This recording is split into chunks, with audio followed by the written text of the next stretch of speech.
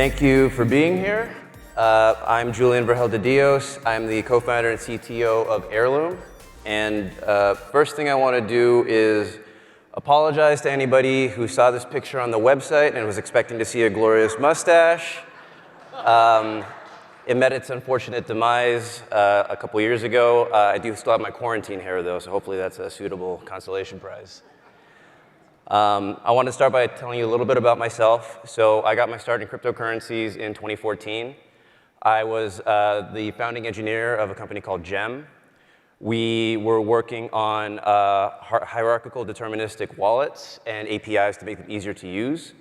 And then we pivoted into enterprise blockchain, specifically working on electronic medical records and building a decentralized network to share securely that information between multiple different parties. And the reason I'm bringing up that story is because it's actually pretty relevant to the main topic of my talk, which is as we were building these systems, we found ourselves in a weird situation where even though we had the ability to share these documents securely over the blockchain network, we had a really tough time figuring out where do we store identity information, specifically credentials, and how do we do it without some sort of centralized database. And I ended up leaving that company in 2017 before we'd figured it out, which was really unsatisfying. But in the last year or so, I found myself being pulled back into crypto. And as we were exploring what ended up becoming Heirloom, I discovered that this problem still existed, that there wasn't really any good solutions for a decentralized way to manage identities. So I want to start by trying to state the problem as clearly as I can, which is to start with this sentence. I think we've all heard some version of this, which is that blockchains are built to be trustless, or sometimes they use the word permissionless.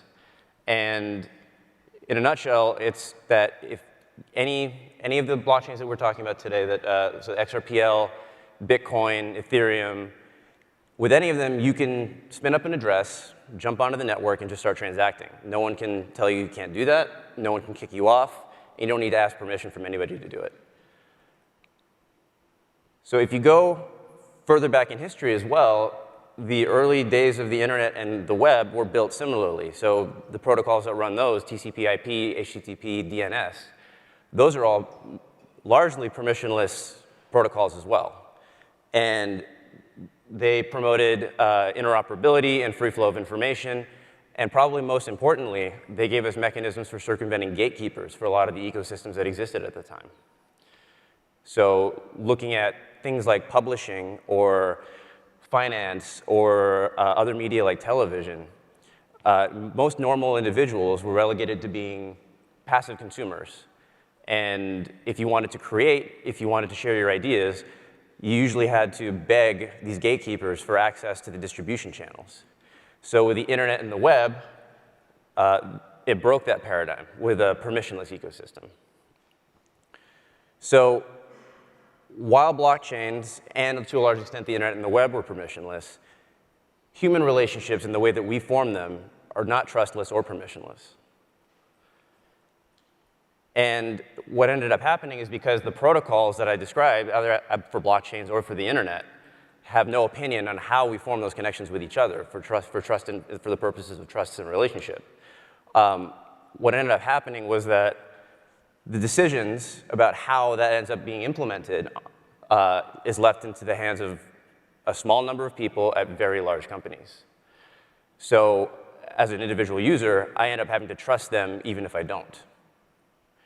So as an example, let's talk about Gmail. So I have a Gmail address. I use it for basically every login credential that I have on the internet for all the services that I use. And at any given time, if I trip some algorithmic flag inside of Google services that says that I committed fraud or something like that, or if a hacker takes over my Gmail address and they change my password and they lock me out, I'm effectively cut off from my internet identity. That includes my access to messaging, to talk to my friends and family. That includes access to things like banking and control over my money. And that also includes access to things like government services. And Google's not alone in this scenario. You have Facebook, you have LinkedIn, who are both identity providers as well, They lock up our social information and sell them off to advertisers. They lock up our professional information, sell them to recruiters. And then same scenario can happen to me. I can get cut off from my identity and my ability to access those ecosystems at any time. Now, one thing that I think is going to be a little counterintuitive to say here is that I don't think that they're being malicious, at least not from an identity perspective. I don't think most of them sat and said, we want to control your identity and be able to cut you off from it at any time. What I think happened was that the protocols, like I mentioned, have no opinion about how these things are done. Therefore, they had to do the best that they could to build useful products on top of them. But that still lives us in a situation where there's a single point of failure for our ability to control our identities on the internet. So how do we take back control over that? So what's missing is a dedicated identity layer. A layer where we more closely model how we form relationships as humans between whether that's peer-to-peer between two people or one-to-many with large groups of people or between people and companies. We need an identity layer where people are aware of the choices that they're making from a trust perspective and puts them in the driver's seat. So the identity story in Web 2 isn't great, as I've mentioned. But with Web 3, the promise was that with strong cryptography and these permissionless networks, that people would have control over their identities and their assets in a way that wasn't previously possible. But the truth is that Web 3 is starting to look a whole lot like Web 2 did in the beginning. So just like an IP address doesn't really tell you anything about the party that controls that server and whether or not you can trust them, an XRP, BTC, or ETH address doesn't tell you anything about the party that you're transacting with and whether or not you can trust them. There's already big companies in Web 3 that are starting to apply Band-Aids to the cracks that are forming. So OpenSea, for example, is doing manual verification of creator accounts to tamp down on fraud and centralizing that information. Coinbase, if you want to transact as a person who resides in the US, you have to go through a know your customer and anti-money laundering process where you trust them with your information. And that this is an effort to comply with US regulation. And then on the subject of KYC AML, there's also a ton of institutional money that wants to get into Web 3 but can't until the KYC AML process is figured out. So I don't think, again, to restate it, even in Web 3, I don't think that they're doing this maliciously. I think that the protocols don't solve this problem by design. And these companies are doing the best they can to build products that are useful. So what do we do about this? What does the solution to this look like? The good news is that the building blocks that we're missing in Web 2 in order to do this are already present in Web 3. So we're just not using them to solve the problem yet. So Web 3 solves one of the core problems of what's known as self-sovereign identity, otherwise known as SSI. As I mentioned before, there's no good way in Web 2 to store an identity without a central party. And the problem that we're trying to solve is that for any given identity, how do you know which credentials are valid without storing that in a database? So SSI seeks to solve that problem by leveraging the consensus mechanisms of a blockchain and allowing individuals to store that credential information and only under their own control, and allows third parties to be able to look that up on the trustless ledger, so that way you can guarantee that the credentials are valid. So let's talk a little bit about what the pieces look like inside of SSI. So the first building block is what's known as a decentralized identifier, otherwise known as a DID. So a DID is three things. The first is a universally unique identifier. It's a string of letters and numbers. This is known as the DID string. Second is a document, which contains the cryptographic material that represents the authentication mechanisms that are valid for a DID, otherwise known as the DID document. And third is a set of procedures that define how you create, update, and delete a DID, as well as how a third party can resolve a DID string to a DID document. This is all collectively known as a DID method. So DIDs expose no private information. It's just an identifier. They're flexible enough that you can form connections with peers and form private connections between identities to send private messages, to authenticate messages. But they really shine when they're implemented on top of a blockchain for the reason that I mentioned. When they're implemented on top of a blockchain, you have a permanent identifier that's fully controlled by its creator and can be referenced by a third party on a tamper-proof and censorship-resistant network. So a DID represents a powerful mechanism for doing things like logging into websites, creating secure communication channels, but it doesn't quite solve the problem of trust all by itself, the way that I described it. It's not that different from an IP address, except you now have cryptography that you can use to prove ownership of the identifier. We still need a mechanism for establishing the trust lines between identifiers. So that's where verifiable credentials come in. So verifiable credentials are the next building block in the SSI stack. They're a mechanism to allow one party, otherwise known as the issuer, to attest to a set of claims about another party, otherwise known as the holder or the subject. So it's cryptographically signed using the issuer's keys to guarantee the integrity and authenticity of the document. And finally, there's a presentation mechanism that allows for selective disclosure of what's inside of the credential itself. A relying party, otherwise known as a verifier, can view this document and it can and be guaranteed that it came from the issuer that it came from. And the presenter can use zero-knowledge proofs as well to maximize their privacy. They don't need to use DIDs in particular. These are actually two separate technologies, but if you combine them together, you get a one-two punch of a self-sovereign identifier and a portable self-certifying credential.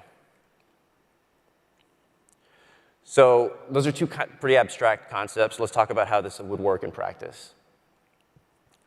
So I want to introduce Amy. Amy's a Web3 native. She has bought a few NFTs already. She has a Coinbase account.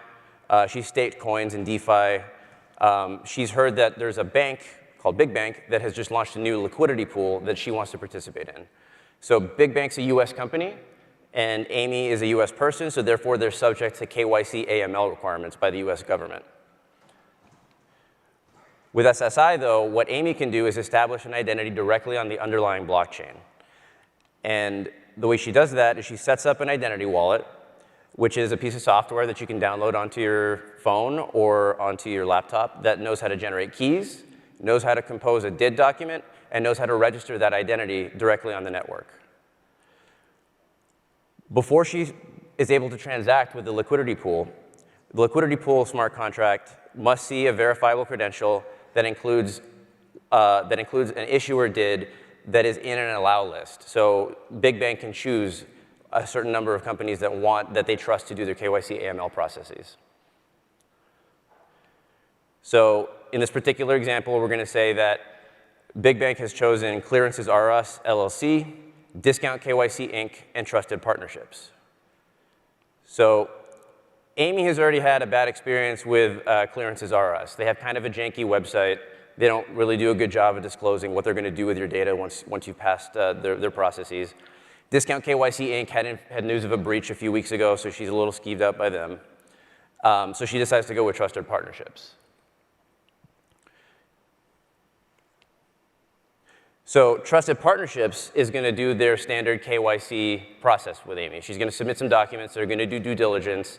They're going to decide whether or not she gets a credential. So in this example, she's good to go. So they issue her a credential. So the credential is going to include Trusted Partnerships DID as the issuer. It's going to include Amy's DID as the recipient. It's going to include some data that shows that she passed KYC AML. And then it's going to include a signature that is from Trusted Partnerships DID document to prove that they're the ones who indeed issued this document. And then this gets added to Amy's identity wallet. And at that point, it's completely private. No one has to know about it except for Trusted Partnerships and Amy. When it comes time for her to transact, Amy can direct her wallet to create a zero-knowledge proof of the credential itself. And directly on-chain, the liquidity pool can look at the credential, see that it comes from the DID belonging to one of the trusted parties that are allowed to do KYC AML. It can verify that the signature is valid for that particular identity. It can verify that it contains the required claim, which is that Amy passed KYC AML. And finally, that the signature in the document itself comes from Amy's DID. So in this whole scenario, Amy was never in a situation where she had no access to her identity. She was in full control the entire time. She had choices around who to trust and to what degree. There were 3 companies that she could choose from. 2 didn't meet her criteria, but 1 did. And throughout all that, she was also able to maintain her privacy on-chain. The only thing that shows up on-chain is that there's a DID and that it passed KYC AML, and that's it. So why am I talking about this here at Apex? So we've been building on the XRPL at Heirloom since we started the company. We build low and no-code tools for large enterprises to dive into Web3 and build engaging experiences for their users. We're especially excited about XLS20 and the NFT capabilities we're going to be able to bring to our customers. And congratulations to everybody at the XRPL Foundation that worked on that, by the way.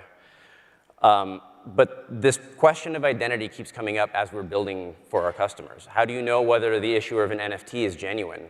How do you know if a DeFi protocol is going to be abiding by US regulations and you or yourself are not violating US regulations by participating?